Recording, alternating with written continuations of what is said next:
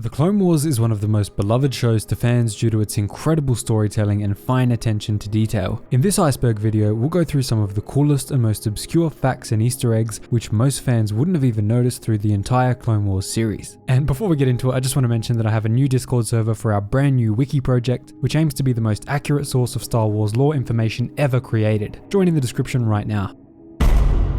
Level 5. One of the escape pods jettisoned from Plo Koon's Venator, the Triumphant, had the call sign Pod 1977, named after the release year of A New Hope, which started everything. The phrase "hello there" is a well-known meme among fans, but it also makes several appearances in the show. In the early episode Destroy Malevolence, Grievous says it to Obi-Wan, which is a mirrored scene of Obi-Wan saying it to Grievous in Revenge of the Sith. In Hostage Crisis, Cad Bane says it mockingly to Padme, and he does that again in a later episode to a dock worker on Naboo. Pretty cool connections if you ask me. Anakin's salute in the Zygerian slavery arc is a reference to Luke's salute to R2 in Return of the Jedi. In the episode R2 Come Home, Plo Koon asks Ahsoka if she recognizes the blue astromech, giving off the idea that he himself doesn't recognize R2, despite having met him earlier on in the timeline, early on in Season 1.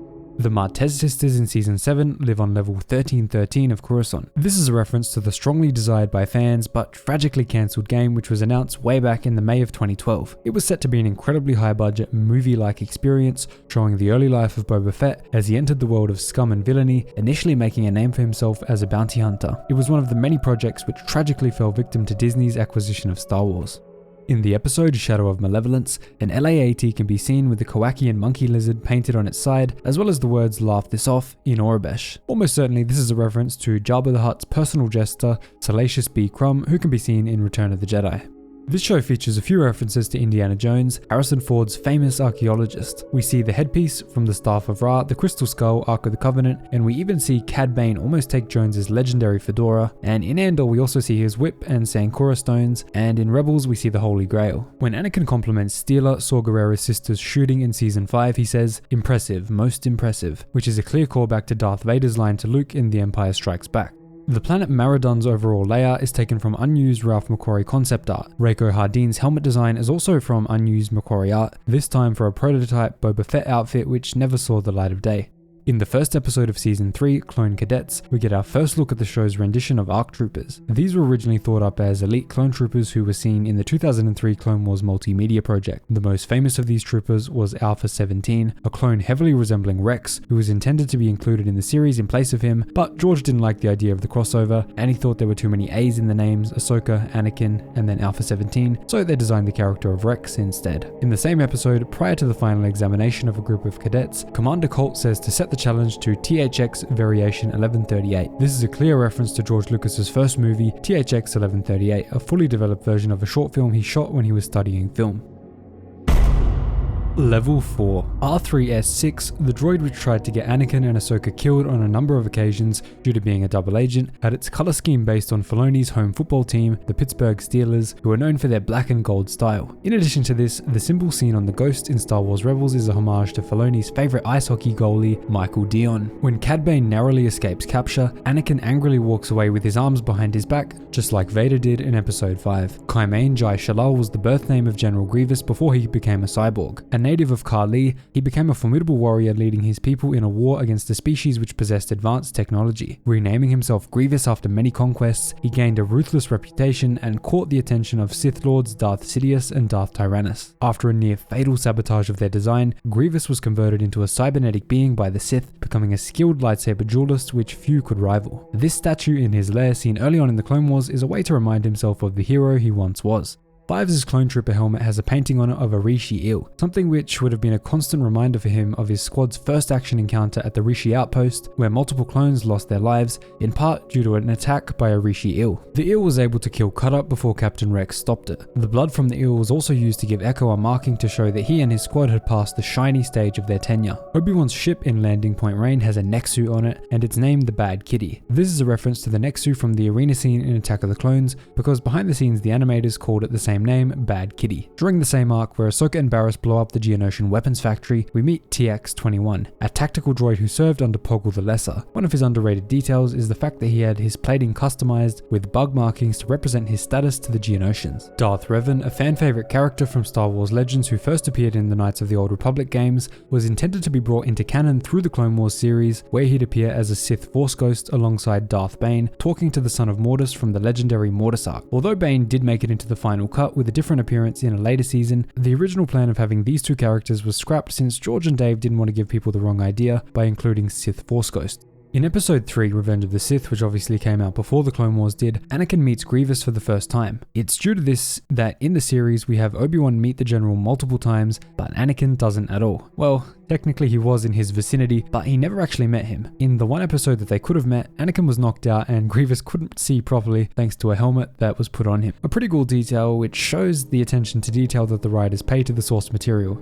In the episode Brain Invaders, where we see the Geonosian brainworms infect and control Republic troopers as well as Jedi, we not only see Nala Se present for the second time in the series, but Kit Fisto is also extremely familiar with the planet Ord Cestus, a reference to the book starring him in the Legends continuity The Cestus Deception. Embo, the bounty hunter who first appears in episode 17 of season 2, is voiced by Dave Filoni himself. Embo's species, the Kyuzo, is taken from a character from the Kurosawa movie Seven Samurai, a movie that Filoni loves. In Grievous Intrigue, Eth Koth is taken hostage by General Grievous after a brief but intense battle aboard his ship. However, in the Legends continuity, this proved troublesome. Eth Koth actually died way back on Geonosis, but a Clone Wars novel and then the show itself retconned him as not only having survived his gunship being shot down, but also being an active part of the rest of the Clone Wars. In that same episode, we see Commander Wolf's eye injury for the first time, and this is something he received in the Legends comic, The Clone Wars 9. He stopped Ventress from destroying a vital mine and killing many of its workers, so to make her escape, she sliced across his face with her lightsaber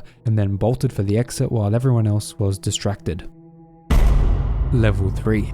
Clone Trooper Wax's helmet is seen with a stylized piece of Numa, a young Twi'lek we meet for the first time on Ryloth, who we later see as a significant part of a rebel cell in Star Wars Rebels. In Anakin's personal quarters, we see a pod racing poster which is promoting an event of Ben Quadranaros vs Sebulba, two characters he grew up alongside, and this is one of our only glimpses into what happened to them after the Phantom Menace. In this scene, we also see Anakin absent-mindedly playing with a model starfighter, something we also see Luke doing in A New Hope, like father, like son. Sanjay Rash, the King of Onderon, had his design based entirely off the Roman emperors of ages past. In the Umbara arc, the funny scene we see where Fives attempts to assure Krell that nothing bad is happening is a direct reference to the classic scene in A New Hope. Yes sir, everything's fine in the hangar, sir. Nothing's out of control down here. Then why have the alarms been triggered? What happened? Had a slight weapons malfunction, but everything's perfectly all right now. We're fine. We're all fine here now. Thank you. How are you? Little homages like this are exactly why we love the Clone Wars and its writers. Admiral Trench's appearance in Season 7 is much like Grievous and Maul, who became cyborg hybrids, intended to show the ultimate fate of Anakin Skywalker throughout the series. Trench also uses a weird electrified stunning web, which is a suitable weapon for his spider-based species. Commander Appo's helmet has a white arrow cutting through the 501st stripes, which is a clear Easter egg referencing Aang's Air Nomad stripe from a show Dave Filoni worked on before the Clone Wars, Avatar: The Last Airbender. Something which not that many people have picked up on is just another little cool touch. Initially, Ahsoka was hated by fans for being whiny and bratty, but in just a few episodes, Dave turned her into a more mature and beloved character. This was a more detailed exploration of something he did with Sokka, a character from The Last Airbender who also suffered similar complaints before one episode completely changed his worldview and made him a more respectable and beloved character. Admiral Akbar's weapon in the episode Prisoners is also a reference, this time a callback to his original action figure from the 80s, which featured a similar weapon but was at the time unseen in any media. Kix has a funny tattoo on his head which fans need to translate in order to understand. It reads, "A good droid is a dead one." Kix is also the last surviving clone to ever live, living all the way into the sequel trilogy. In the Season 2 finale, Anakin stands in his iconic pose not only seen in other media as a Jedi, but it's also a pose he uses a lot as Darth Vader, notably in the original trilogy.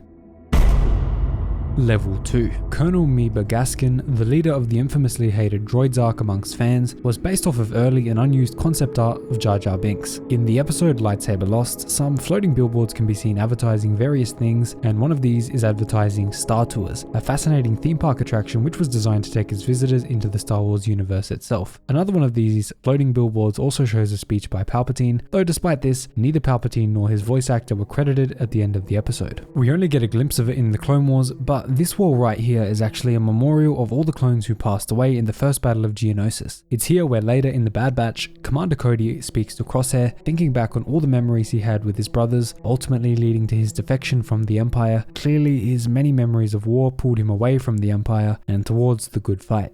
In a scene intended to call back to and mirror the Attack of the Clones elevator scene where Obi-Wan talks to Anakin about being nervous to see Padme, we see Obi-Wan being spoken to in the same manner by Anakin as they are when he's about to meet Duchess Satine. Kit Fisto's personal gunship, named after his cheeky grin, Service with a Smile, contains a decal of Kit Fisto being the smiling head of a torpedo. A very wacky but funny in-universe touch. Another Kit Fisto detail is that in his line, He is very dangerous, being a direct homage to George Lucas's Raiders of the Lost Ark, where Indiana Jones's dear friend Salah says, Asps.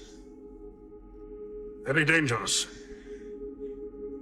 You go first. One of the data displays in the episode Cat and Mouse shows a large portion of an article from the popular Star Wars fan wiki known as Wikipedia, fully translated in Aurebesh. Although Wikipedia has recently gone absolutely horrible, terrible accuracy, and is no longer trusted by the community, so instead there's the alternative starwars.archivum.wiki. Ridge was a clone trooper who was first seen in the Clone Wars movie way back in 2008, fighting alongside Captain Rex in the assault on Teth. 12 years later in 2020, he featured in the Clone Wars Season 7 as one of the many clones aboard Ahsoka's ship, the Tribunal. Unfortunately, he succumbed to Order 66, turning on Ahsoka and Rex, leading to his death when the ship crashed, killing everyone on board.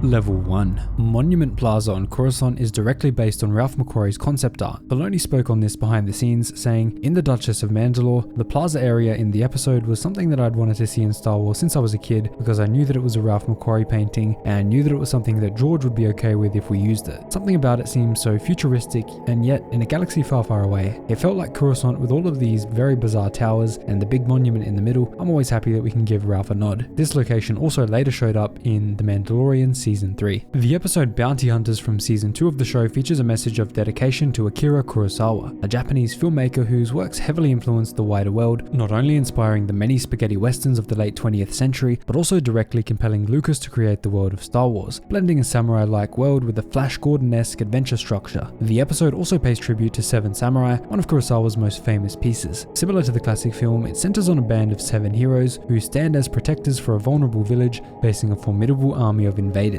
Acknowledging their numerical disadvantage, both the samurai and the Jedi instruct the villagers in the combat and self-defense. In a similar but less sentimental light, the Zillo Beast was meant to be a homage to both King Kong and Godzilla, movies that many of us enjoyed growing up, as did Dave and George, and also the electro-proton bomb used to destroy the droids through the use of EMP technology in this arc had a message written on it, presumably by an angry clone saying, "This is for you, Dooku." In various media featuring Kamino, we can see that the Iwas, a non-sentient native species who were also called air whales, their design was first used in Attack of the Clones, but the concept dates back to The Empire Strikes Back, and they were originally meant to roam around the skies of Bespin. Due to budget constraints, however, they couldn't be added into the movie and were later pushed back to Return of the Jedi. But they also couldn't be used there, so 3 decades later, the concept art was finally put to good use in the Clone Wars. So this has been a thorough iceberg of the many, many Easter eggs within the Clone Wars, starting off with some of the simpler and more well-known ones, and progressing into the more obscure and unknown ones. If you've learned anything new in this video, be sure to let me know in the comments down below. Drop a like on the video and subscribe for more awesome Star Wars icebergs. Drop a thank Mr. Dooku if you made it this far, and I'll see you in the next one.